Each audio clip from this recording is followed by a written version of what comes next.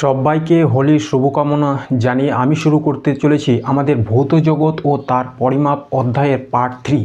আজকে আমরা মূলত আলোচনা করব দৈর্ঘ্য, ভর ও সময় পরিমাপের ত্রুটি ও তাৎপর্যপূর্ণ অঙ্ক সংখ্যা নিয়ে, যেখান থেকেই কিন্তু আমাদের সবচেয়ে বেশি এমসিকিউ টাইপ কোশ্চেনগুলো আসে। তাহলে চলো আমরা সর্বপ্রথম শুরু করছি দৈর্ঘ্য, ভর ও সময় পরিমাপ। আমরা আজকে দৈর্ঘ্য, ভর ও সময় পরিমাপ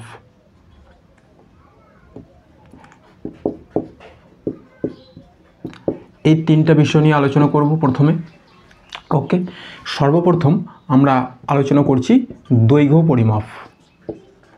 দৈর্ঘ্য পরিমাপ আমাদের কাছে দৈর্ঘ্যকে পরিমাপ করার জন্য সাধারণত আমরা দুই ধরনের পদ্ধতি ব্যবহার করি। কমন একটা হলো প্রত্যক্ষ পদ্ধতি আর একটা হলো পরোক্ষ পদ্ধতি।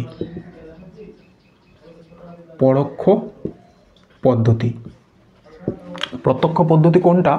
যখন আমরা scale, screw gauge, vernier callipers এগুলো ব্যবহার করে কোনো দৈর্ঘ্য পরিমাপ করি, সরাসরি কোনো দৈর্ঘ্য পরিমাপ করি, এটাকে আমরা বলবো প্রত্যক্ষ পদ্ধতি। আর পরোক্ষ পদ্ধতি হচ্ছে যেমন গ্রহ উপগ্রহের দূরত্ব, এবং আমরা বলতে পারি সমুদ্রের গভীরতা, পাহাড়ের উচ্চতা, এই জিনিসগুলোর উচ্চতা, দৈর্ঘ্য, দূরত্ব বের করতে হলে আমরা পরোক্ষ পদ্ধতি ব্যবহার করি, যেমন সোনার। এবার তাহলে আমাদের আলোচনার মূল বিষয়বস্তু এখানে হচ্ছে প্রত্যক্ষ পদ্ধতি। প্রত্যক্ষ পদ্ধতিতে আমরা আলোচনা করলাম যে আমরা কি করি, সাধারণ স্কেল ব্যবহার করে দৈর্ঘ্য পরিমাপ করি, সাধারণ স্কেল, অথবা আমরা এর চেয়ে দৈর্ঘ্যকে সূক্ষ্মভাবে পরিমাপ করার জন্য ব্যবহার করি ভার্নিয়ার স্কেল অথবা স্ক্রু গেজ, তাই না? এই দুটো আমাদের প্র্যাকটিক্যালি আমরা আলোচনা করব। সাধারণ স্কেল দিয়ে আমরা কতটা সূক্ষ্মভাবে দৈর্ঘ্যকে পরিমাপ করতে পারি। যেমন সাধারণ স্কেল দিয়ে এই একটা দৈর্ঘ্য যদি আমাদের পরিমাপ করতে বলা হয়, তো কোনো একটা স্টুডেন্ট ধরো সে দৈর্ঘ্য পরিমাপ করলো, এই দৈর্ঘ্যটা পেল 7.6, আবার কোনো একটা স্টুডেন্ট এটাই পেল 7.5, কোনো একটা স্টুডেন্ট পেল 7.7। তাহলে এখানে আলোচনার বিষয়বস্তু হচ্ছে যে সাধারণ স্কেল দিয়ে আমরা দৈর্ঘ্যটা যে যতটা সূক্ষ্মভাবে পরিমাপ করতে পারি সেটা হচ্ছে 0.1 ঘর পর্যন্ত, তাই না? আমরা সাধারণ স্কেল দিয়ে বস্তুটার দৈর্ঘ্য 7.5 পেতে পারি, 7.6 পেতে পারি, 7.7 পেতে পারি, কিন্তু কখনো 7.52, 7.55, 7.62 এইরকম পরিমাপ করতে পারবো না। যদি কোনো একটা বস্তুর দৈর্ঘ্য আমাদের ওই রকম সূক্ষ্মভাবে পরিমাপ করতে হয়, তাহলে আমাদের ব্যবহার করতে হবে ভার্নিয়ার স্কেল। এর চেয়ে সূক্ষ্মভাবে পরিমাপ করতে হলে আমাদের ব্যবহার করতে হবে স্ক্রু গেজ। সাধারণ স্কেল দিয়ে কিভাবে আমরা দৈর্ঘ্য পরিমাপ করি এটা আমাদের সবারই জানা আছে। এখানে আমাদের আলোচনার মূল বিষয়বস্তু হবে ভার্নিয়ার স্কেল ও স্ক্রু গেজ ব্যবহার করে কি করে আমরা একটা বস্তুর দৈর্ঘ্য পরিমাপ করি। এই হচ্ছে আমাদের কাছে একটা ভার্নিয়ার স্কেলের চিত্র, যেখানে আমরা মূলত দুই ধরনের স্কেল দেখতে পাবো। একটা হলো মূল স্কেল এবং একটা হলো ভার্নিয়ার স্কেল।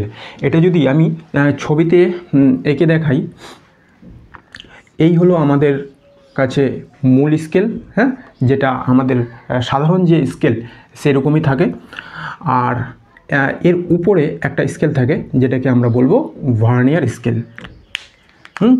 সাধারণ স্কেল এইভাবে দাগ কাটা থাকে,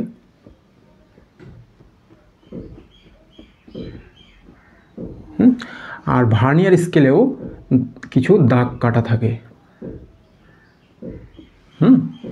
1 2 3 4 5 6 7 8 9 10। ভার্নিয়ার স্কেলে আমি আপাতত 10টা দাগ দিলাম।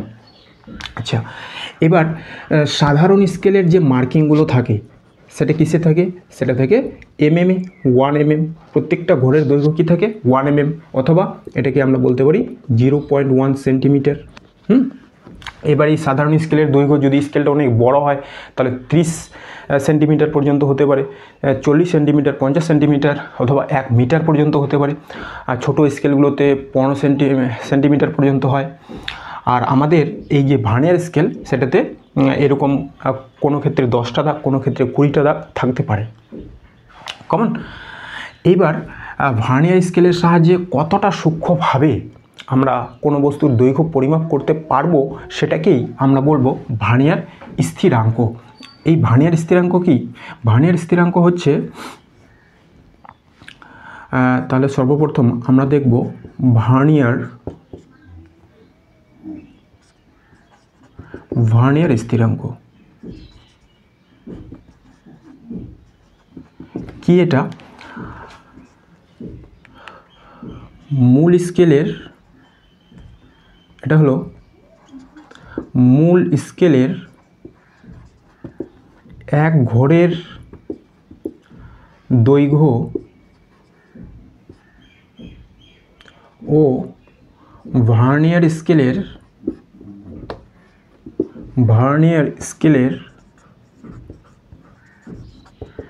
এক ঘরের দৈর্ঘ্যের যে পার্থক্য ততটা সূক্ষ্মতা পর্যন্ত আমরা কোনো বস্তুর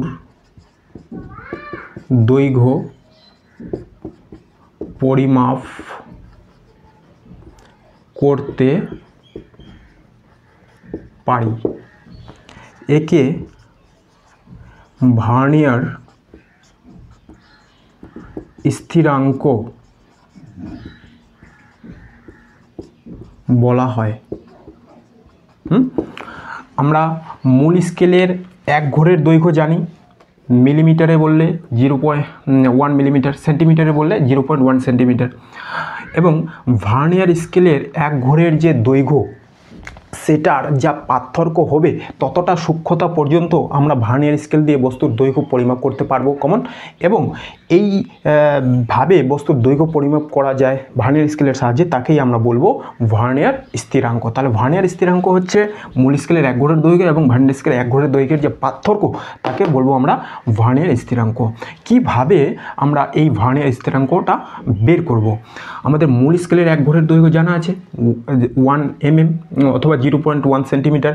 ভার্নিয়ার স্কেলের এক ঘরের দৈর্ঘ্য কত হবে? এটা নির্ণয় করার জন্য আমাদের একটা সাধারণ পদ্ধতির কথা আলোচনা করতে হবে। ভার্নিয়ার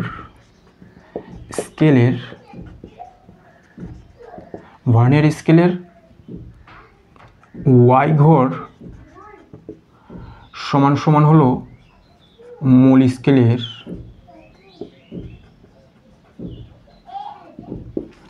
x ঘরের দৈর্ঘ্য। তাহলে ভার্নিয়ার স্কেলের এক ঘর কি হবে? ভার্নিয়ার স্কেলের এক ঘর মূল স্কেলের x/y ঘরের দৈর্ঘ্য। কমন। এটাই আমরা মূল স্কেলের এক ঘরের দৈর্ঘ্য জানি, তাই না?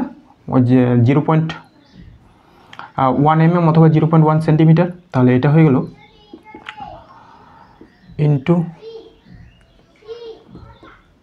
Into 1 mm। তাহলে এটা হলো x/y mm। আমাদের মূল স্কেলের এক ঘরের দৈর্ঘ্য 1 mm এবং ভার্নিয়ার স্কেলের এক ঘরের দৈর্ঘ্য x/y mm। কমন।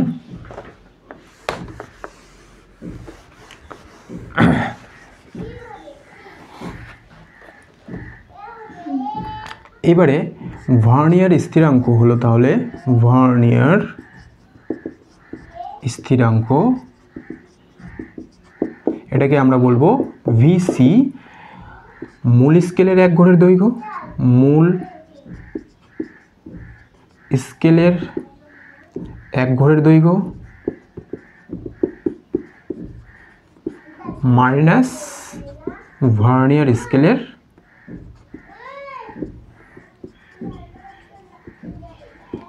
এক ঘরের দৈর্ঘ্য, মূল স্কেলের এক ঘরের দৈর্ঘ্য মাইনাস ভার্নিয়ার স্কেলের এক ঘরের দৈর্ঘ্য, সেটাকেই বলা হয় ভার্নিয়ার স্থিরাঙ্ক। এটাকে শর্ট ফর্মে লেখা হয় 1 MSD minus 1 VSD, 1 MSD minus 1 VSD। ওকে, মেন স্কেল ডিভিশন ও ভার্নিয়ার স্কেল ডিভিশন, এটাকে আমরা বলবো ভার্নিয়ার স্থিরাঙ্ক, কমন। এইবার আমরা মূল স্কেলের এক ঘরের দৈর্ঘ্য কত জানি, 1 mm। ভার্নিয়ার স্কেলের এক ঘরের দৈর্ঘ্য x/y mm, x/y mm, এটা হয়ে গেল mm এ। এটা ক্যালকুলেশন করলে হয়ে যাবে y মাইনাস x/y mm, তাই না? এটাই হলো আমাদের ভার্নিয়ার স্থিরাঙ্ক। এইবার বিভিন্ন ধরনের যে ভার্নিয়ার স্কেলগুলো আমরা পাবো তাতে দেখা যাবে কোনো ক্ষেত্রে ভার্নিয়ার স্কেলের 10 ঘরের সঙ্গে মূল স্কেলের 9 ঘর মিলে যাবে, আবার কিছু ক্ষেত্রে 20 ঘরের সঙ্গে ভার্নিয়ার স্কেলের 20 ঘরের সঙ্গে মূল স্কেলের 18 ঘর মিলে যাবে, এরকমও থাকতে পারে। অর্থাৎ এই যে আমি ছবিটা এঁকেছিলাম, এই যে আমি ছবিটা এঁকেছিলাম, কোথায় আঁকবো, আচ্ছা এখানেই আঁকি। এটা ছিল আমাদের মূল স্কেল আর উপরেরটা হয়ে গেল আমাদের ভার্নিয়ার স্কেল, কেমন? নিচে এরকম করে দাগ দেওয়া থাকে 1 2 3 4 5 6 7 8 9,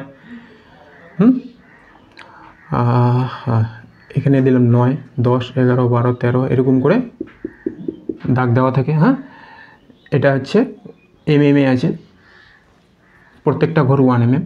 আর এইখানে থাকবে এবার 1 2 3 4 5 6 7 8 9, এটা হয়ে গেল 10। আমরা যদি দেখি এই স্কেলটার ক্ষেত্রে এখানে ভার্নিয়ার স্কেলের টোটাল আছে 10টা ঘর, ভার্নিয়ার স্কেলের আছে টোটাল 10টা ঘর, আর মূল স্কেলের আছে 9টা ঘর, যারা এই জায়গাটুকু কভার করে আছে। বুঝে গেল কথাটা?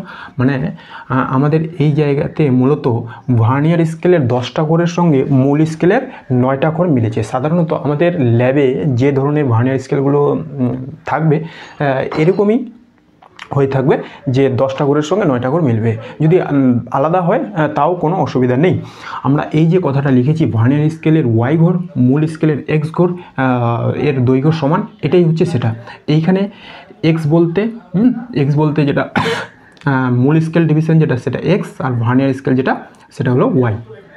তাহলে এখানে কি হলো, ভার্নিয়ার স্কেলের 10টা ঘর মূল স্কেলের 9টা ঘরের সঙ্গে মিলেছে, তাই না? তাহলে আমাদের ভার্নিয়ার স্থিরাঙ্ক এখানে যেটা বের হবে সেটা হয়ে যাবে ওয়াইটা কত, এখানে 10 মাইনাস এক্সট্রা কত, এক্সট্রা হলো 9/10। তাহলে এটা হয়ে গেল 1/10, এটা হয়ে গেল আমাদের mm এ। যদি এটাকে আমি সেন্টিমিটারে করি তাহলে 1/10 ইন্টু 0.1, 1/10 মানে 0.1, 0.1 ইন্টু 0.1, এটা হলো সেন্টিমিটার। তাহলে এটা হয়ে গেল 0.01 সেন্টিমিটার। এইটা হয়ে গেল আমাদের ভার্নিয়ার স্থিরাঙ্ক, কমন। যদি বাই চান্স এখানে 20টা থাকতো, এখানে 18টা থাকতো, তাহলে এখানে আমরা 20 বসাতাম, এখানে 18 বসাতাম, নিচে 20 বসাতাম, যেটা আসতো সেটা হয়ে যেত আমাদের ভার্নিয়ার স্থিরাঙ্ক। কিন্তু বেশিরভাগ ক্ষেত্রে আমাদের ভার্নিয়ার স্থিরাঙ্ক আমাদের ব্যবহারের কাজে যেটা ল্যাবে থাকবে সাধারণত যে এই 9টা ঘরের সঙ্গে 10টা ঘর মিলবে, অর্থাৎ ভার্নিয়ার স্থিরাঙ্ক বের হবে 0.01 সেন্টিমিটার। ওকে, আমরা ভার্নিয়ার স্থিরাঙ্ক বের করা শিখে নিলাম। এইবার এই যে ভার্নিয়ার স্কেল, তার সাহায্যে কিভাবে আমরা কোনো একটা বস্তুর দৈর্ঘ্য পরিমাপ করব। আগে যে আমরা ভার্নিয়ার স্কেলের আসল ছবিটা দেখেছিলাম, সেখানে কোনো বস্তুকে চেপে রাখার জন্য দুটো ক্লিপ ছিল। এই ক্লিপ দুটোর মাঝে আমরা সেই বস্তুটাকে প্রবেশ করিয়ে দিব। এরপরে আমি তাহলে এই ছবিগুলো ক্লিয়ার করে দিচ্ছি, লেখাগুলো। আমরা ভার্নিয়ার স্থিরাঙ্ক বের করে নিলাম। আমাদের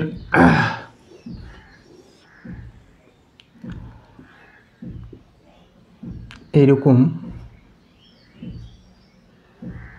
ক্লিপগুলো থাকে, আর এইখানে আমাদের ভার্নিয়ার স্কেলটা থাকে। ওকে,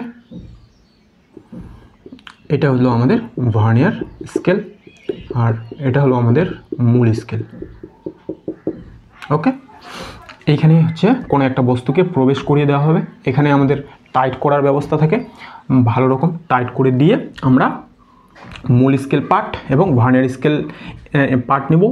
তারপরে ভার্নিয়ার স্থিরাঙ্ক আগেই আমাদের বের করে নিতে হবে যে ভার্নিয়ার স্কেলের কতগুলো ঘর, মূল স্কেলের কতগুলো ঘর সঙ্গে মিলেছে। আমাদের আপাতত যে ভার্নিয়ার ভিসি ভার্নিয়ার স্থিরাঙ্ক বের হয়েছে সেটা হলো 0.01। ওকে, এবার দৈর্ঘ্য পরিমাপ, ভার্নিয়ার স্কেলের সাহায্যে কিভাবে আমরা দৈর্ঘ্য পরিমাপ করি তার জন্য একটাই ফর্মুলা, সেটা হলো এ প্লাস ভিসি। এ কি? এ হলো আমাদের মূল স্কেল পার্ট, মূল স্কেল পার্টকে আমরা বলবো এ। বি হলো কি?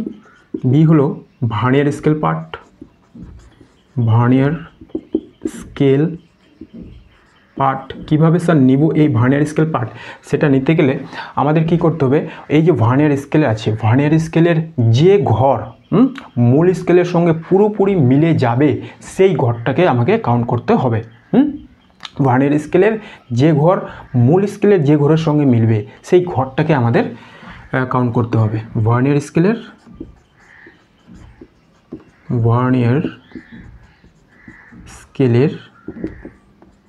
যে ঘর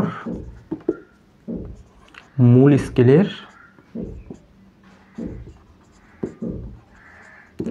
সঙ্গে মিলবে তার পার্ট নেব।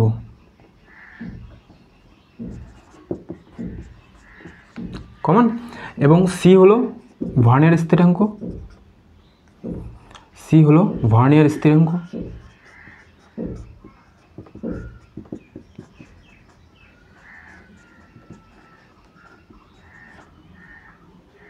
সি হয়ে গেল আমাদের ভার্নিয়ার স্থিরাঙ্ক। কমন। এ হয়ে গেল মূল স্কেল পার্ট, এখান থেকে আমরা মূল স্কেল পার্ট নেব। বি হলো vernier scale part. Vernier scale part কীভাবে নেব? ভার্নিয়ার স্কেলের যে ঘর মূল স্কেলের সঙ্গে মিলবে সেই পার্টটাকে বলা হয় ভার্নিয়ার স্থিরাঙ্ক। যখন আমরা বস্তুটাকে টাইট করব দেখা যাবে এই যে 10টা ঘর আছে তার মধ্যে কোনো একটা ঘর মূল স্কেলের কোনো একটা দাগের সঙ্গে পুরোপুরি ভাবে মিলে যাবে, তাহলে যে দাগটা মিলবে সেই পার্টটাকে নিতে হবে। কমন। এটাকেই আমরা বলবো ভার্নিয়ার স্কেল পার্ট। এবং ভার্নিয়ার স্থিরাঙ্ক আমরা আগেই বের করে রেখেছি। ধরলাম এই মার্কারটাই আমি এখানে সেটে দিলাম, এরপরে আমি এটাকে টাইট করে দিলাম, তাহলে আমাদের এই জায়গায় আছে এই মার্কারটা। কমন। এই জায়গায় মার্কারটা আছে, এটাকে আমি এবার টাইট করে দিলাম, তাহলে দেখা গেল যে আমাদের যে মূল স্কেল পার্ট সেটা বের হলো 2.4। ওকে, এবং যেটা ভার্নিয়ার স্কেল পার্ট সেটা বের হলো ধরলাম 9 বের হলো, এবং যেটা আমাদের ভার্নিয়ার স্থিরাঙ্ক সেটা হচ্ছে 0.01। 0.01। এবার এটাকে ক্যালকুলেশন করলেই আমরা যে বস্তুটার দৈর্ঘ্য পরিমাপ করতে চাচ্ছি সেটার সূক্ষ্মভাবে পরিমাপ করতে পারবো। তাহলে এটা করলে হবে 2.4, এটাকে 9 দিয়ে গুণ করলে 0.09, এবার এটা যোগ করলে 2.49 এত সেন্টিমিটার। এটা হয়ে গেল আমাদের কোনো একটা বস্তুর দৈর্ঘ্য পরিমাপ করা ভার্নিয়ার স্কেলের সাহায্যে। এবার আমরা আলোচনা করব সেটা হলো স্ক্রু গেজ। সরু তারের দৈর্ঘ্য পরিমাপ করার জন্য সাধারণত আমরা এই স্ক্রু গেজকে ব্যবহার করে থাকি, এটাও আমরা ল্যাবে প্র্যাকটিক্যাল করব। এই হচ্ছে দেখো আমাদের স্ক্রু গেজের ছবি। এই স্ক্রু গেজের মধ্যেও দুই ধরনের স্কেল থাকে, একটা হলো মূল স্কেল আর একটা হলো চক্রাকার স্কেল। তাহলে স্ক্রু গেজের ক্ষেত্রে আমাদের সর্বপ্রথম যেটা দিকে লক্ষ্য রাখতে হবে সেটা হলো স্ক্রু পিচ। স্ক্রু পিচটা কি? স্ক্রু পিচটা হলো আমাদের এই যে চক্রাকার স্কেল আছে, এই চক্রাকার স্কেলকে যখন আমরা একবার পূর্ণ আবর্তন করাবো, চক্রাকার স্কেলের একবার পূর্ণ আবর্তনে সেটা মূল স্কেলের যে ডিস্টেন্সটা অতিক্রম করবে, যে দূরত্ব অতিক্রম করবে, তাকে আমরা বলবো স্ক্রু পিচ। চক্রাকার স্কেল এর একবার আবর্তনে মূল স্কেলের যে দূরত্ব অতিক্রম করে তাকে বলা হয় স্ক্রু পিচ। তাহলে লিখব চক্রাকার স্কেলের একবার একবার আবর্তনে এটি মূল স্কেলের যে দূরত্ব অতিক্রম করে তাকে বলা হয় স্ক্রু পিচ, তাই না? Screw pitch. ওকে, হ্যাঁ, এটা হয়ে গেল আমাদের স্ক্রু পিচ। ওকে, এরপরে লঘিষ্ঠ ধ্রুবক। কমন, এটাকে আমরা কি বলবো? লঘিষ্ঠ ধ্রুবক। এটা কি লঘিষ্ঠ ধ্রুবক হলো, এটাকে আমরা সি অক্ষর দিয়ে প্রকাশ করব। লঘিষ্ঠ ধ্রুবক হলো আচ্ছা সি না, এটাকে আমরা এলসি বলছি, লিস্ট কাউন্ট লঘিষ্ঠ ধ্রুবক। সেটা হলো স্ক্রু পিচ বাই চক্রাকার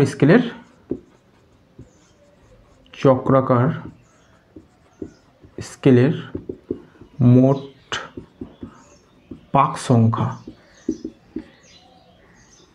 এটাকে বলা হয় আমাদের লঘিষ্ঠ ধ্রুবক বা লিস্ট কাউন্ট। আমাদের এই যে ভার্নিয়ার স্কেল ছিল, মূল স্কেল সম্পর্কে সবারই আইডিয়া আছে। এবার চক্রাকার স্কেলে কি থাকে? এরকম মোট পাক সংখ্যা থাকে। এবার সেটা কতগুলো আছে স্কেলটার মধ্যেই লেখা থাকবে যে মোট পাক সংখ্যা। কিছু ক্ষেত্রে 50 থাকে, কিছু ক্ষেত্রে 100 থাকে। তাহলে যেরকম থাকবে সেরকম আমরা এখানে বসাবো। আর একবার পূর্ণ আবর্তনে কতটা দূরত্ব যাচ্ছে সেটাকে আমরা বলবো স্ক্রু পিচ। এবং সাধারণত বেশিরভাগ ক্ষেত্রে 1 ঘর যাবে, 1 ঘর গেল অর্থাৎ 0.1 সেন্টিমিটার। সাধারণত আমাদের ল্যাবে যেটা থাকবে তার স্ক্রু পিচ কত হবে? স্ক্রু পিচ হয়ে যাবে 0.1 সেন্টিমিটার। চক্রাকার স্কেলের একবার পূর্ণ আবর্তনে মূল স্কেলের যে দূরত্ব যাবে সেটা হলো 1 mm, মানে 1 ঘর বা 0.1 সেন্টিমিটার। এবং এখান থেকে যে লিস্ট কাউন্ট আমরা লঘিষ্ঠ ধ্রুবক বের করব সেটা হচ্ছে এই যে স্ক্রু পিচ বাই চক্রাকার স্কেলের মোট পাক সংখ্যা। এবার এই চক্রাকার স্কেলের মোট পাক সংখ্যা আমরা কী বললাম? 50 হতে পারে, 100 হতে পারে, আমরা 100 ধরে করব। তাহলে লিস্ট কাউন্ট কত বের হবে? স্ক্রু পিচ আমরা পেলাম 0.1, চক্রাকার স্কেলের মোট পাক সংখ্যা হয়ে গেল 100। এটাকে যখন ভাগ করব তো আমরা পেয়ে যাব কত? 0.001, তাই না? 100 দিয়ে ভাগ করলে 0.2 দশমিক এদিকে আসবে। তাহলে এখানে আমরা লিস্ট কাউন্ট কত পেয়ে যাচ্ছি? 0.001। আগে যেটা ভার্নিয়ার স্কেলের ক্ষেত্রে আমরা ভার্নিয়ার স্থিরাঙ্ক ভিসি পেয়েছিলাম, ওটা ছিল কত? 0.01। দশমিকের পর এখানে 2টো ঘর ছিল, এখানে দশমিকের পর 3টা ঘর, অর্থাৎ স্ক্রু গেজ দিয়ে আমরা বস্তুর 3 দশমিক পর্যন্ত দূরত্বটা মাপতে পারবো। হ্যাঁ, আর দৈর্ঘ্য পরিমাপ এর জন্য একই ধরনের সূত্র। দৈর্ঘ্য পরিমাপ যেটা আমরা শিখলাম কি? a plus BC. a plus BC, যেখানে এ হলো মূল স্কেল পার্ট কমন, বি হলো চক্রাকার স্কেল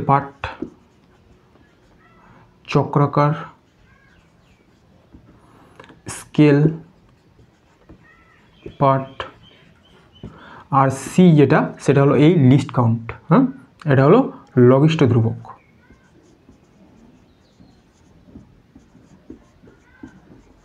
এখানেও চক্রাকার মূল স্কেল পার্ট সবাই নিতে পারবে। চক্রাকার স্কেল পার্ট হচ্ছে এই যে চক্রাকার স্কেলের যে ঘর, চক্রাকার স্কেলের একটা ঘর মূল স্কেলের একটা ঘরের সঙ্গে পুরোপুরি মিলে যাবে, সেই পার্টটা আমাকে নিতে হবে।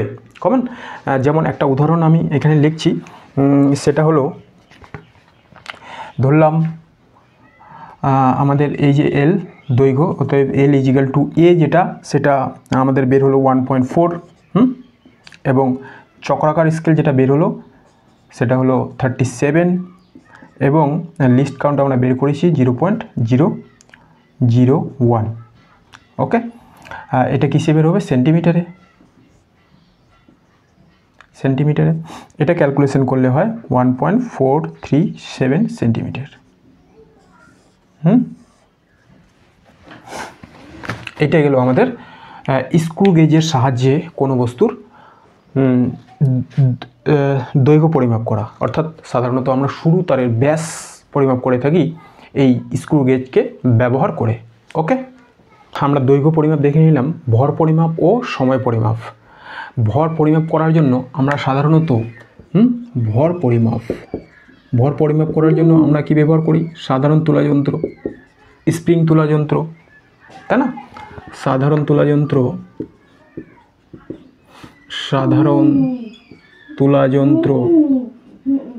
আর কি ব্যবহার করি? স্প্রিং তুলা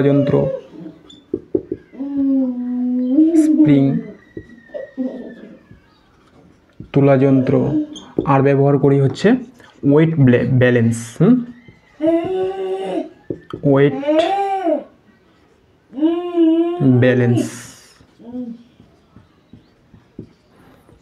যেটা আমরা ল্যাবে দেখতে পাবো। বস্তুর ভর মাপার জন্য ওয়েট ব্যালেন্স আমরা ব্যবহার করি।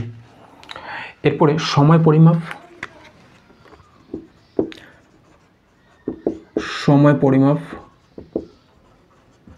সময় পরিমাপ করার জন্য আমরা ব্যবহার করি ঘড়ি, তারপরে স্টপ ওয়াচ, সূক্ষ্মভাবে সময় পরিমাপ করার জন্য স্টপ ওয়াচ ব্যবহার করি, তাই না? Stop watch. আর আমরা সিজিএম ঘড়ির কথা বলতে পারি, সিজিএম ঘড়ি। এটাতে কোনো ক্যালকুলেশন নেই, আমরা সরাসরি নামগুলো লিখে দিলাম। বস্তুর ভর পরিমাপ করার জন্য কি ব্যবহার করি এবং সময় পরিমাপ করার জন্য আমরা কি ব্যবহার করে থাকি। এরপরে আমাদের আলোচনার বিষয়বস্তু হচ্ছে পরিমাপের ত্রুটি। কমন, এইখান থেকে কিন্তু আমাদের খুব ভালোভাবে লক্ষ্য রাখতে হবে। এখান থেকে সাধারণত কোশ্চেন এসে থাকে পরিমাপের ত্রুটি। পরিমাপের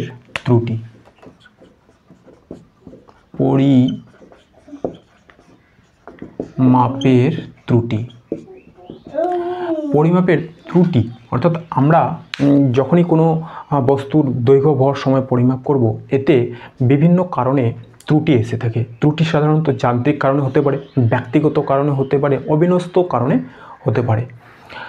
এবার বিভিন্ন কারণে আমরা দেখলাম ত্রুটি হয়। তো এই ত্রুটিকে আমরা কিভাবে পরিমাপ করব? সর্বপ্রথম ত্রুটি পরিমাপ করতে গেলে আমাদের বস্তুটার যে একটা সঠিক মান হবে সেটা বের করতে হবে। তাহলে সর্বপ্রথম আমরা বের করব সঠিক মান। কমন, সঠিক মান কি স্যার? এই সঠিক মান আমরা কোনো একটা বস্তুর ভর, দৈর্ঘ্য এগুলো যখন পরিমাপ করব তো অনেকগুলো পার্ট নিয়ে থাকি, তাই না? এই অনেকগুলো পার্টের যে গড় তাকেই আমরা বলবো সঠিক মান। ধরলাম কোনো একটা বস্তুর ভর কিংবা দৈর্ঘ্য আমরা পরিমাপ করলাম, তার এনটা পার্ট নিলাম, তাই না? প্রথম যে পার্ট সেটা আমরা পেলাম x1, দ্বিতীয় যে পার্ট সেটা আমরা পেলাম x2, তৃতীয় যে পার্ট সেটা আমরা পেলাম x3। তাহলে ডট ডট ডট ডট কতগুলো আমরা পার্ট নিয়েছি? xn, এনটা পার্ট নিয়েছি। এবার এই যে পার্টগুলো নিলাম, তার যে গড় বের করে আমরা সবাই জানি যে সব রাশিগুলোকে যোগ করব এবং যতবার করেছি সেটা দিয়ে ভাগ করব। তাহলে এটাকেই আমরা বলবো সঠিক মান বা গড় মান। x বার equal to x2 x3 plus xn by কতবার আছে? n বার আমরা করেছিলাম। তাহলে এইটা গেল আমাদের সঠিক মান। সংজ্ঞাগুলো মনে রাখার দরকার নেই, কিভাবে আসছে সেটা মনে রাখলেই হবে। তাহলে সঠিক মান হচ্ছে আসলে কিছুই না, গড় মান। কোনো একটা পার্ট যখন আমরা n নাম্বার অর্থাৎ n বার নিব, তারপরে সেটার গড় বের করে নিলেই আমরা যেটা পাবো সেটাকেই আমরা বলবো সঠিক মান। কমন। এরপরে সঠিক মান আমরা বের করলাম, তাহলে ত্রুটি কি? ত্রুটি আমরা যখনই এই সঠিক মানটা বের করে নিব তখন দেখতে পাবো এই সঠিক মানের সঙ্গে প্রত্যেকটা যে আলাদা আলাদা মান আছে সেটার কিছু না কিছু একটা পার্থক্য আছে। মিলেও যেতে পারে, নাও থাকতে পারে, কিন্তু প্রত্যেকটা সবগুলো মান মিলবে না, কোনোটা আবার মিলেও যেতে পারে। তাহলে এই যে প্রত্যেকটা মানের সঙ্গে এই সঠিক মানের পার্থক্য, সেটাকে আমরা কি বলবো? ত্রুটি। তাহলে ত্রুটি হলো কোনো মান কোনো মান মাইনাস সঠিক মান,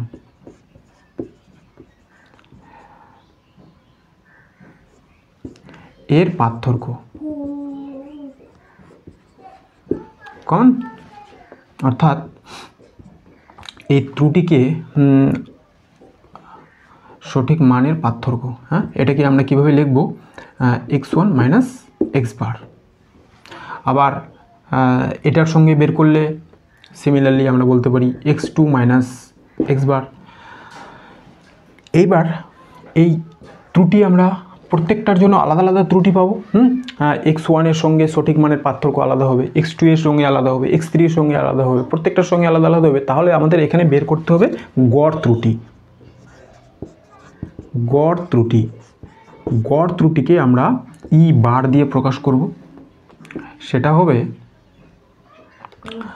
x1 মাইনাস এক্স বার, সবগুলো ত্রুটির আগে যোগ করব, x2 মাইনাস এক্স বার, যেমনটা আমরা গড় বের করেছিলাম।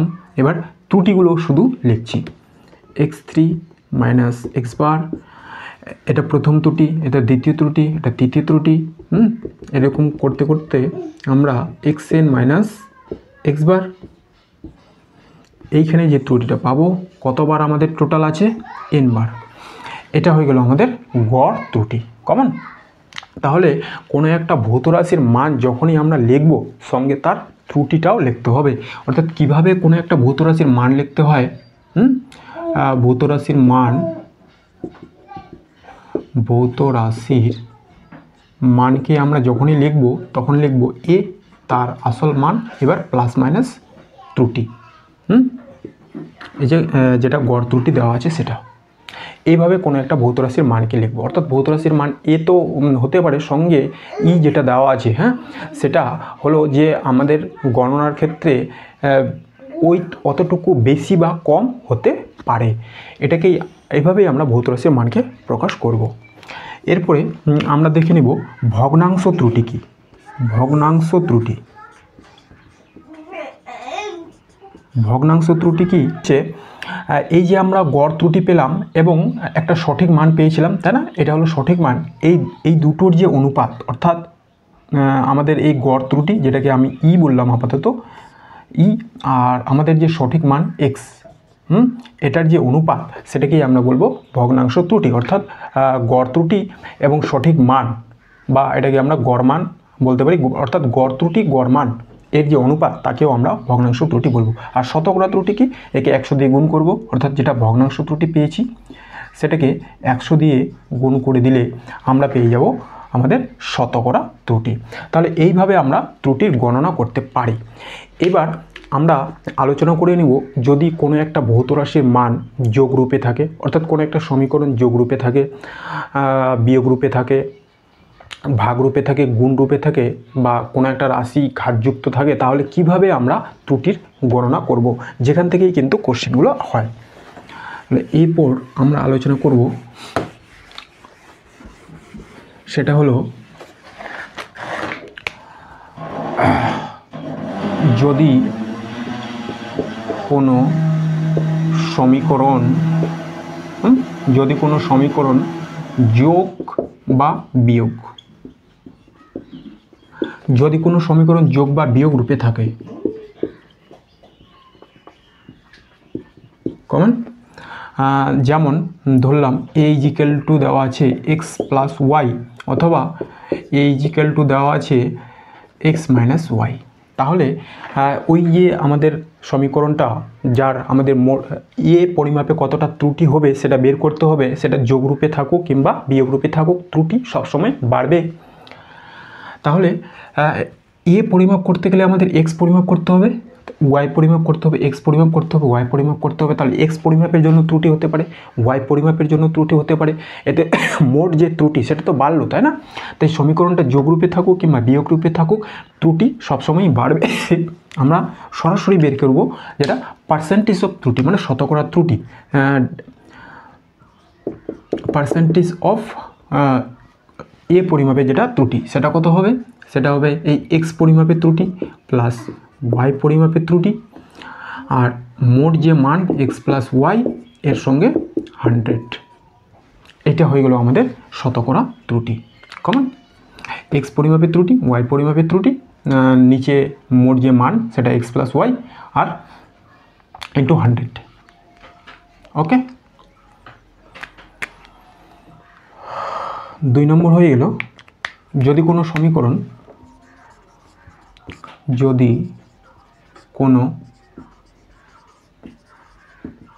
সমীকরণ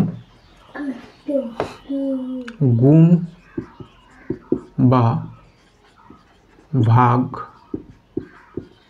রূপে থাকে, a equal to x y অথবা a equal to x by y গুণ রূপে আছে অথবা ভাগ রূপে আছে। কমন এক্ষেত্রেও আমাদের যে ত্রুটি হবে সেটা কি হবে, পার্সেন্টেজ অফ এ পরিমাপের ত্রুটি, সেটা হবে এক্স পরিমাপের ত্রুটি প্লাস ওয়াই পরিমাপের ত্রুটি এর ইন্টু 100 ওকে, প্রথমে এক্স পরিমাপের ত্রুটি, তারপর ওয়াই পরিমাপের ত্রুটি, তারপরে 100। ওকে, এভাবে আমরা কোনো সমীকরণ যখন গুণ বা ভাগ রূপে থাকবে তখন মোট পরিমাপের যে ত্রুটি সেটা বের করতে পারবো। এবার যদি কোনো একটা সমীকরণ ঘাত রূপে দেওয়া থাকে, 3 নম্বর হলো, যদি কোনো সমীকরণে ঘাতযুক্ত রাশি থাকে, ধরলাম a equal to x to the power a y to the power b, এক্ষেত্রে পার্সেন্টেজ অফ ত্রুটি কত হবে,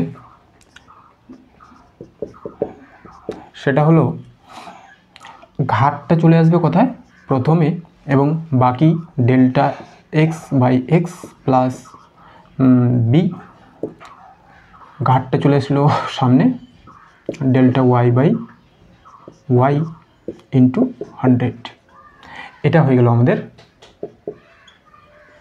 ইন্টু 100। ঘাতযুক্ত কোনো রাশি থাকলে তার ত্রুটি পরিমাপ করার নিয়ম। এটাকে চলো আমরা কিছু উদাহরণের সাহায্যে দেখে নিই। আমি কোশ্চেনগুলো আগে লিখে দিচ্ছি। আমাদের প্রথম কোশ্চেন হলো, কোনো দোলকের ব্যাসার্ধ পরিমাপের ত্রুটি 2%, তাহলে আয়তন পরিমাপের ত্রুটি কত? আমরা ধরে নিব গোলকের ব্যাসার্ধ আর, গোলকের ব্যাসার্ধ আর, অতএব আয়তন কত হবে, গোলকের আয়তন 4/3 পাই আর কিউব, তাই না, 4/3 পাই আর কিউব। এবার আমাদের এই ব্যাসার্ধ পরিমাপে পার্সেন্টেজ ডেল্টা আর এর পার্সেন্টেজ দেওয়া আছে কত, 2%, তাহলে আয়তন পরিমাপের ত্রুটি ডেল্টা ভি এর পার্সেন্টেজ কত হবে, এই যে কনস্ট্যান্ট পার্টটা আছে সেটা পরিমাপে কোনো ত্রুটি হবে না, শুধু ঘাতযুক্ত যে রাশি আছে সেটার পরিমাপের ত্রুটি হবে। আর ঘাতযুক্ত রাশিটা কী হয়, সামনে চলে আসে, আর যেটা পার্সেন্টেজ অফ ত্রুটি সেটা এখানে থাকে, তাই না, তাহলে এটা হয়ে যাবে 2%, ইন্টু করে দিলাম এটা, তাহলে উত্তর হয়ে গেল আমাদের 6%। কমন ঘাতটা চলে আসবে সামনে, আর আমাদের যেটা ত্রুটি আছে সেটা এরকমভাবেই দেওয়াই থাকবে যে আমাদের এটা এক্স পরিমাপের ত্রুটি এত %, ওয়াই পরিমাপের ত্রুটি এত %। ওকে, তাহলে এটা হয়ে গেল 6%। আর এবার দেওয়া আছে, দেখো, দৈর্ঘ্য অভিকর্ষজ পরিমাপের ত্রুটি 2% ও 4%। পর্যায়কাল, আমরা দোলকের পর্যায়কাল নির্ণয় করা শিখেছি, তাই না, দোলকের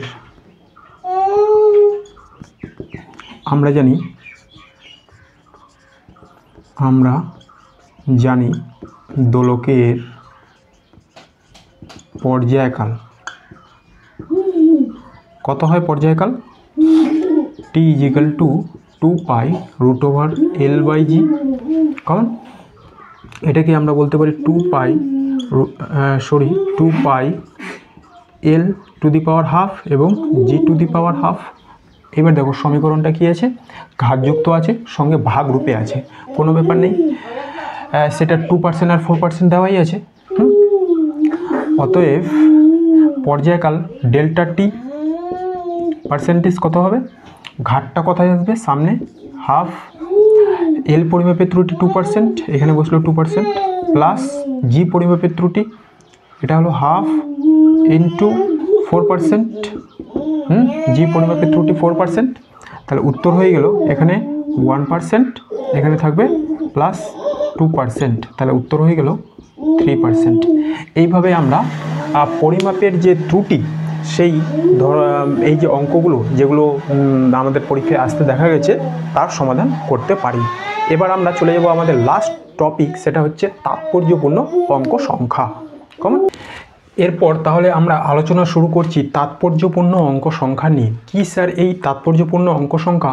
যখনই কোনো ভৌত রাশির মানকে আমরা পরিমাপ করব, তাতে আমরা অনেকগুলো অঙ্ক পর্যন্ত পাবো, দশমিক সংখ্যা পর্যন্ত পেতে পারি, দশমিক সংখ্যার পর কিছু মান পেতে পারি, তাই না? এবার কোনো একটা ভৌত রাশি পরিমাপ করে যতগুলি অঙ্ক সংখ্যা পর্যন্ত আমরা নিশ্চিত হতে পারবো এবং তার পরবর্তী যে অঙ্ক, ততগুলো অঙ্ক সংখ্যাকেই আমরা বলবো তাৎপর্যপূর্ণ অঙ্ক সংখ্যা। আর ধরো যে কোনো একটা পার্ট আমরা বারবার যখন পরিমাপ করছি, তাতে আমরা মানগুলো যে পেলাম সেটা হচ্ছে এরকম 71.6, তারপরে পেলাম 71.7। তাহলে এখানে দেখতে পাচ্ছি 71, তার মানে এই যে পার্ট 71 এটা হচ্ছে নিশ্চিত অঙ্ক সংখ্যা। আর অনিশ্চিত কি, যেটা বারবার চেঞ্জ হচ্ছে, এখানে 6, এখানে 7, তারপরে 8 আসতে পারে। তাহলে নিশ্চিত অঙ্ক সংখ্যা এবং অনিশ্চিত একটা, শেষেরটাকে আমরা কি বলবো, অনিশ্চিত। হ্যাঁ, এই তিনটা অঙ্ক সংখ্যাকে আমরা বলবো তাৎপর্যপূর্ণ অঙ্ক সংখ্যা। এখানে তাৎপর্যপূর্ণ অঙ্ক সংখ্যা কয়টা? 3টা। তাহলে লেখা আছে দেখো, কোনো ভৌত রাশির পরিমাপ করে যতগুলো অঙ্ক সংখ্যা পর্যন্ত সম্পূর্ণভাবে নিশ্চিত হওয়া যায়, তার পরবর্তী অঙ্ক সংখ্যা পর্যন্ত অঙ্ক সংখ্যাকে, যতগুলি অঙ্ক সংখ্যা থাকবে তাদেরকে আমরা বলবো তাৎপর্যপূর্ণ অঙ্ক সংখ্যা। কিভাবে এই তাৎপর্যপূর্ণ অঙ্ক সংখ্যা আমাদের নির্বাচন করতে হয়, এবার এর কিছু সেট অফ রুল আছে, সেগুলো এক এক করে আমরা দেখব। সমস্ত অশূন্য অঙ্ক হলো তাৎপর্যপূর্ণ। যদি কোনো সংখ্যাতে অশূন্য অর্থাৎ শূন্য বাদে যে অঙ্কগুলো থাকবে 2, 3, 4, 5, এগুলো সবই হবে তাৎপর্যপূর্ণ অঙ্ক সংখ্যা। যেমন এখানে কোনো শূন্য নেই, তাহলে এখানে সবগুলোই হচ্ছে তাৎপর্যপূর্ণ অঙ্ক সংখ্যা। কোনো সংখ্যার বাম দিকে প্রথম অশূন্য অঙ্ক থেকে ডান দিকের শেষ অঙ্ক পর্যন্ত সবগুলো হবে আমাদের তাৎপর্যপূর্ণ অঙ্ক সংখ্যা। অর্থাৎ আমরা এইরকম একটা সংখ্যা আছে 00735, তাহলে আমরা বাম দিকের প্রথম অশূন্য অঙ্ক থেকে গণনা শুরু করব এবং ডান দিকের শেষ অঙ্ক পর্যন্ত গণনা করব। তাহলে এখানে তাৎপর্যপূর্ণ অঙ্ক সংখ্যা, বাম দিকের যে শূন্যগুলো সেগুলো ধরবো না, কয়টা হবে? 3টা। কেমন? এবার দশমিক বিন্দু ও প্রথম অশূন্য অঙ্কের মাঝের শূন্যগুলি তাৎপর্যপূর্ণ। দশমিক বিন্দু ও প্রথম অশূন্য অঙ্কের মাঝের দশমিকগুলি তাৎপর্যপূর্ণ নয়। কেমন? এখানে আছে 0.007354, এরকম। তাহলে এটা হলো দশমিক বিন্দু, আর প্রথম অশূন্য অঙ্ক হলো 7, এর মাঝে দুটো দশমিক আছে, এগুলো কি তাৎপর্যপূর্ণ? এগুলো তাৎপর্যপূর্ণ নয়। তাৎপর্যপূর্ণ কোনগুলো? এই 4টা। তাহলে এখানে তাৎপর্যপূর্ণ অঙ্ক সংখ্যা হলো 4টি। কমন? এরপরে দুটি অশূন্য অঙ্কের মাঝের শূন্যগুলি আবার তাৎপর্যপূর্ণ। যেমন এখানে আছে 7046, আচ্ছা এখানে 406, এরকম। এতে দেখা যাচ্ছে 4 আর 7 আর 4-এর মাঝে শূন্য, 4 আর 6-এর মাঝে শূন্য। এই যে দুটো শূন্য, এরা কি তাৎপর্যপূর্ণ? হ্যাঁ, দুটো অশূন্য অঙ্কের মাঝের যে শূন্যগুলো থাকবে সেগুলো তাৎপর্যপূর্ণ। তাহলে এখানে টোটাল হয়ে গেল 5টি। এখানে তাৎপর্যপূর্ণ অঙ্ক সংখ্যা 1, 2, 3, 4, 5টা। এবার দশমিক বিন্দুযুক্ত সংখ্যা যদি থাকে, শেষের শূন্যগুলি আবার তাৎপর্যপূর্ণ। যেমনটা এখানে একটা সংখ্যা আছে দেখো 5779.00, এখানে দশমিক বিন্দু আছে, দশমিক বিন্দুর শেষে আরও দুটো শূন্য আছে, এই শূন্যগুলো বলা হচ্ছে তাৎপর্যপূর্ণ। তাহলে এখানে টোটাল তাৎপর্যপূর্ণ অঙ্ক সংখ্যা হয়ে গেল, এদিকে 4টা আর এদিকে 2টা, 6টা। কিন্তু সংখ্যাতে কোনো দশমিক না থাকলে শেষের শূন্যগুলি তাৎপর্যপূর্ণ নয়। এবার সংখ্যাটা এইভাবেই লেখা থাকলো 57500, কোনো দশমিক নেই, তাহলে শেষের শূন্যগুলো কিন্তু তাৎপর্যপূর্ণ হবে না। এখানে তাৎপর্যপূর্ণ অঙ্ক সংখ্যা হয়ে গেল কয়টা? 3টা। এই যে আমরা দশমিক বিন্দুতে শেষের শূন্যগুলোকে তাৎপর্যপূর্ণ ধরলাম আর এটাতে তাৎপর্যপূর্ণ ধরলাম না, এই যে আমাদের কাছে দ্বিধাবোধ চলে আসছে, ওগুলোকে আমরা তাৎপর্যপূর্ণ ধরেছি, এগুলো তাৎপর্যপূর্ণ নয়, এই শূন্যগুলো তাৎপর্যপূর্ণ নয়, এই অ্যাম্বিগুইটি বা দ্বিধাটা দূর করার জন্য আমাদের কাছে যে কোনো ভৌত রাশির যে মান সেটা লেখার একটা স্ট্যান্ডার্ড মেথড আছে। সেই মেথডে সাধারণত বর্তমানে বিভিন্ন ভৌত রাশির মানকে আমাদের লিখতে হয় যাতে এই দ্বিধাবোধটা না থাকে যে তাৎপর্যপূর্ণ অঙ্ক সংখ্যা আমাদের কয়টা হবে। সেই মেথডটা কি? সেই মেথডটাকে আমরা বলবো স্ট্যান্ডার্ড মেথড। যেখানে তাহলে 8 নম্বর আমরা শিখছি, 6 নম্বর আমরা শিখছি ভৌত রাশির মান, ভৌত রাশির মান আমরা স্ট্যান্ডার্ড মেথডে লিখব। স্ট্যান্ডার্ড মেথডে লিখব। সেটা কি? সেটা ধরলাম a = আমরা লিখব a × b⁴n। কমন এ হলো একটা 1 দশমিক পর্যন্ত সংখ্যা, এরপরে দশমিক বিন্দু থাকবে, আর বিটা হলো 10, এর ঘাতে থাকবে n। কমন যেমন আমরা এই সংখ্যাটাই লিখলাম, যেটা আছে সেটাকে সংখ্যাটা আমাদের কাছে কত আছে? 577.577.9.00 এটা আছে। তো এটাকে আমরা কিভাবে লিখব? এটাকে 5 একটা সংখ্যার পরই দশমিকটা নিতে হবে, 77900 × 10⁻³ তাই না? আমরা দশমিকটা 1 2 3 ঘর সরিয়ে তাহলে 10⁻³ এটা দিয়ে এটাকে গুণ করলে আবার এটাই পেয়ে যাব। তাহলে এখানে তাৎপর্যপূর্ণ অঙ্ক সংখ্যা হয়ে গেল কয়টা? 1 2 3 4 5 6 6টা। আবার আমরা যদি এটাকে লিখতাম 57500 তাহলে লিখতাম 5.75 কমন 5.75 ইন্টু, আমরা এইখানে দশমিকটা আছে তাই না? তাহলে কয় ঘর সরালাম? 1 2 3 4, এটাও তো 10⁻⁴, 1 2 3 4 10⁻⁴ কমন। তাহলে এখানে আমাদের তাৎপর্যপূর্ণ অঙ্ক সংখ্যা হয়ে যেত 1 2 3 3টা। অর্থাৎ আমাদের এই যে 10 এর ঘাত এই যে সংখ্যাগুলো সেগুলো তাৎপর্যপূর্ণ ধরতে হবে না। যখন কোনো সংখ্যাকে এর পরের যে নিয়মটা সেটা হলো যে কোনো ভৌত রাশির মান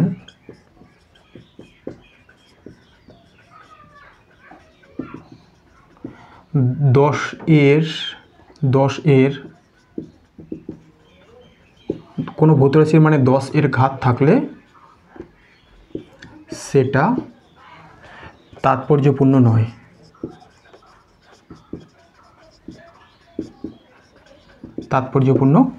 এই যে 10 এর ঘাত আছে সেটা তাৎপর্যপূর্ণ নয়।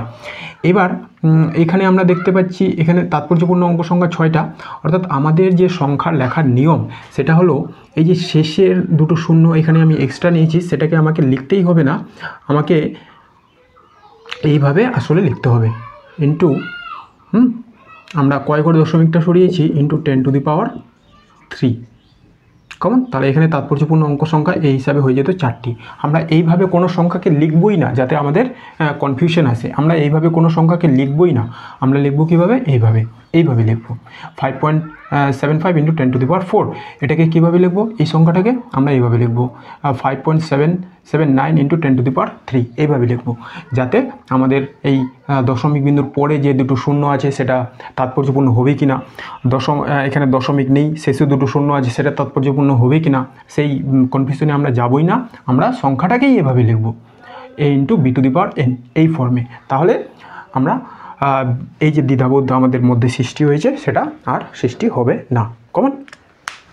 এবার ভৌত রাশির মান, আরেকটা নিয়ম কি, আরেকটা নিয়ম বলে ভৌত রাশির মানকে যখন আমরা এক ইউনিট থেকে অপর ইউনিটে চেঞ্জ করব, তাতেও আমাদের তাৎপর্যপূর্ণ অঙ্ক সংখ্যা বৃদ্ধি পাবে না। কোনো ভৌত রাশির মানের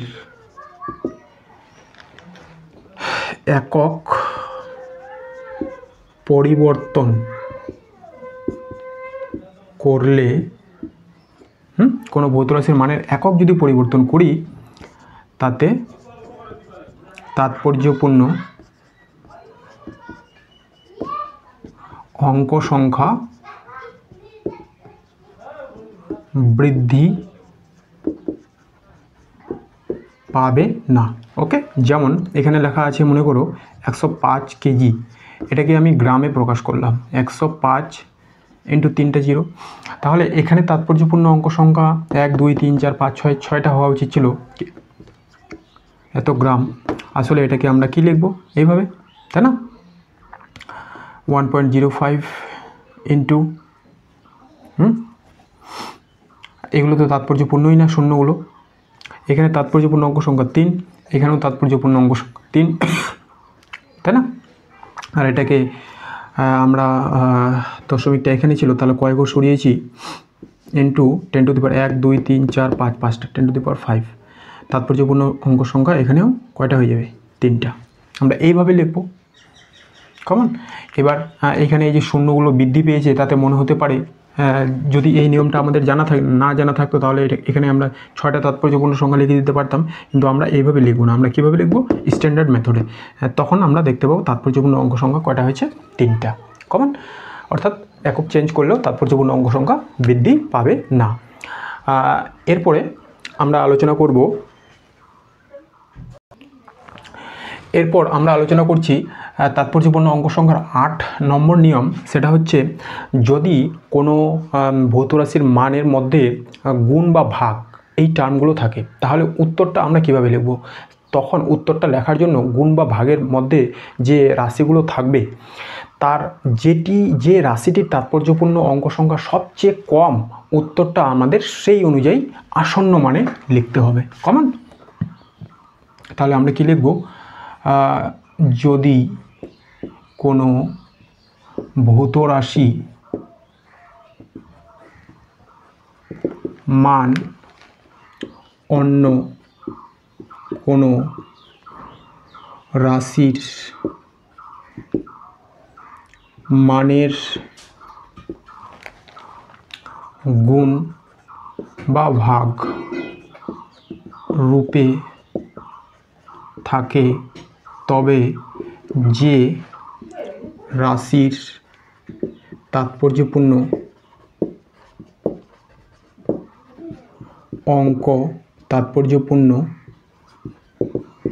অঙ্ক সংখ্যা কম, উত্তরটি সেই অনুযায়ী লিখব। কমন। উত্তরটা আমরা সেই অনুযায়ী লিখব। দেখা যাচ্ছে? দেখা যাচ্ছে। উত্তরটা আমরা সেই অনুযায়ী লিখব। যেমন আমি একটা উদাহরণ লিখছি, যে কোনো একটা ভৌত রাশির মান এরকম আছে, 7.124 ইন্টু 2.6 ডিভাইডেড বাই 13.2। এবার এটা ক্যালকুলেশন করে আমরা যে উত্তরটা পেলাম সেটা হলো 1.403। এটা তাহলে কি স্যার উত্তরটা আমরা এভাবেই লিখব? না, উত্তরটা আমরা এভাবে লিখব না।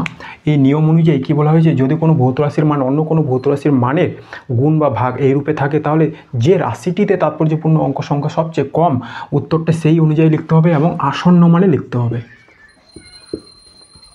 রাউন্ড ফিগারে লিখতে হবে, আসন্ন মানে লিখতে হবে। আসন্ন মানে কীভাবে লিখতে হয় আমরা জানি, যত সংখ্যা পর্যন্ত আমাদের আসন্ন মান লিখতে হবে, তার পরবর্তী সংখ্যাটা যদি 5-এর কম হয় তাহলে সেটাই বসবে, আর যদি 5-এর বেশি হয়, 5 কিংবা 5-এর বেশি হয়, তাহলে আমাদের যত দশমিক পর্যন্ত লিখতে হবে সেটাকে 1 বাড়িয়ে লিখব, তাই না? যেমন এখানে একটা সংখ্যা আছে 1.4, এখানে থাকলো 625, আমরা 2 দশমিক পর্যন্ত লিখব কমন। এখানে একটা সংখ্যা আছে 1.4026 এরকম। তাহলে এখানে মনে করো 0 না থাকলে 1, 0 থাকতে পারে, 1ও থাকতে পারে। তাহলে আমরা 2 দশমিক পর্যন্ত আসন্ন আমাদের লিখতে বলা হয়েছে। এর উত্তরটা কী হবে দেখো, 2 দশমিক পর্যন্ত আমরা লিখব, এরপরে আছে 6 অর্থাৎ 5 কিংবা 5-এর বেশি, তাহলে এটা লিখবো আমরা 1.5। আর এটা কত লিখবো, এটা লিখবো 2 দশমিক এর পর যে সংখ্যাটা সেটা আছে 1 অর্থাৎ 5-এর কম, তাহলে এটা লিখবো আমরা 1.4। এটাতে কোনো পরিবর্তন হবে না, যদি 5-এর কম থাকে তাহলে সেটাই লিখবো, আর যদি 5-এর বেশি থাকে, 5 কিংবা 5-এর বেশি থাকে, তাহলে আমরা 1 বাড়িয়ে লিখবো। 1.4কে কত লিখবো 1.5, এটাকেই বলা হয় রাউন্ড ফিগার করা, সবাই আমরা এটা জানি। তাহলে এখানেও আমরা নিয়ম অনুযায়ী সবচেয়ে কম তাৎপর্যপূর্ণ অঙ্ক সংখ্যা কোনটাতে আছে সেটা খুঁজব। এইখানে দেখো তাৎপর্যপূর্ণ অঙ্ক সংখ্যা কয়টা, মাত্র 2টো, এখানে 4টা, এখানে 3টা, তাহলে সবচেয়ে কম কোনটাতে আছে তাৎপর্যপূর্ণ অঙ্ক সংখ্যা 2, তাহলে উত্তরটা আমাদের 2টা সংখ্যায় লিখতে হবে। এবার রাউন্ড ফিগারে লিখতে হবে, এখানে আমরা 2 দশমিক পর্যন্ত লিখব, এরপরের সংখ্যাটা কত 0, 5-এর কম, তাহলে উত্তরটা হবে আমাদের 1.4। এটা হয়ে গেল আমাদের অ্যান্সার কমন।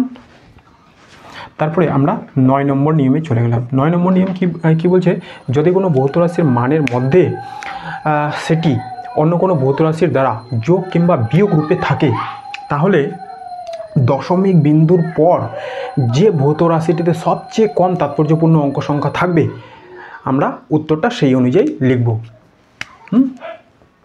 তাহলে লিখব, যদি কোনো ভৌত রাশির মান অন্য কোনো রাশির মানের যোগ বা বিয়োগ রূপে থাকে, তবে যে রাশিটির দশমিক বিন্দুর পর তাৎপর্যপূর্ণ অঙ্ক সংখ্যা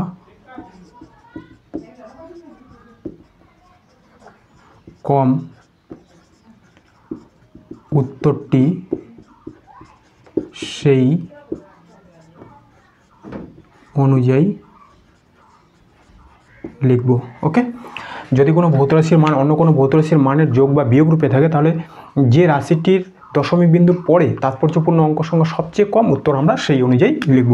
যেমন একটা উদাহরণ এখানে লেখা আছে 3.475 প্লাস 1.3, এটা যোগ করলে সাধারণত হয় 4.757, এরকম হয়, তাই না? এবার উত্তর কি স্যার আমরা এভাবেই লিখব? না, উত্তরটি কিন্তু এভাবে লিখলে চলবে না। কি বলা হয়েছে, দশমিক বিন্দুর পরে, তাই না, যোগ বা বিয়োগ থাকলে যে রাশিটির দশমিক বিন্দুর পর তাৎপর্যপূর্ণ অঙ্ক সংখ্যা কম, তাৎপর্যপূর্ণ অঙ্ক সংখ্যা কি কম, উত্তরটা সেই অনুযায়ী লিখব।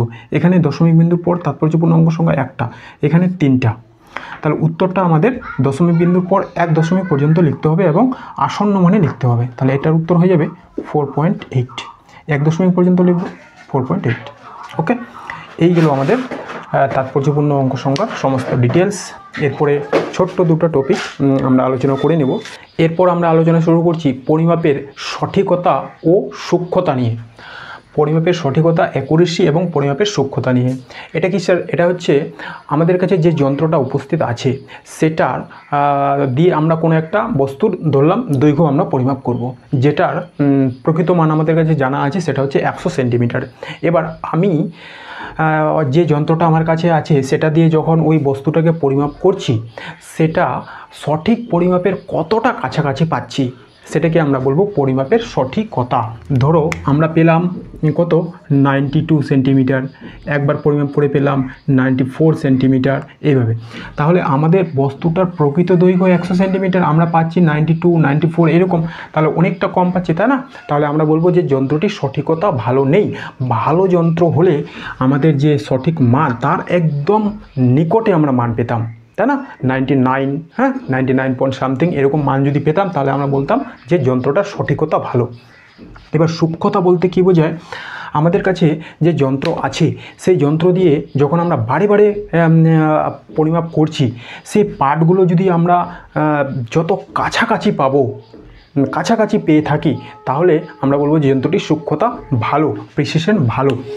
এই 100 সেন্টিমিটার দৈর্ঘ্যকে পরিমাপ করে আমরা যে পার্টগুলো পেলাম সেগুলো যদি এরকম হয়, 92 পেলাম, তারপরে 95 পেলাম, তারপরে 98 পেলাম, এরকম হয়। এটা সেন্টিমিটার হবে, সবগুলো সেন্টিমিটার। তাহলে দেখো অনেকটা গ্যাপ মানগুলো পাচ্ছি, তাই না? 92, 95, 98। তাহলে আমরা বলবো যে যন্ত্রটার সূক্ষ্মতা ভালো নয়। সূক্ষ্মতা তখনই ভালো আমরা বলতে পারবো আমরা যে পার্টগুলি পাবো সেটা যেন খুব কাছাকাছি হয়। এবার কোনো একটা যন্ত্রের এই যে সূক্ষ্মতা, সেটা কিন্তু নির্ভর করে তার লঘিষ্ঠ ধ্রুবকের উপর, অর্থাৎ যন্ত্রটার মধ্যে 1 দশমিক বিন্দুর পরে যত বেশি সংখ্যক ঘর কাউন্ট করার ব্যবস্থা থাকবে, সেই যন্ত্রের সূক্ষ্মতা কিন্তু তত বেশি হবে। কমন এইগুলো আমাদের ফার্স্ট চ্যাপ্টারের সমস্ত আলোচনা। এর পরের পার্টে আমরা প্রথম অধ্যায় থেকে যে এমসিকিউগুলো আছে সেগুলো সমাধান করব, তারপরে আমরা নেক্সট ক্লাসে চলে যাব। তাহলে সবাইকে হোলির শুভকামনা জানিয়ে আজকে আমি ক্লাসটি শেষ করছি। ধন্যবাদ।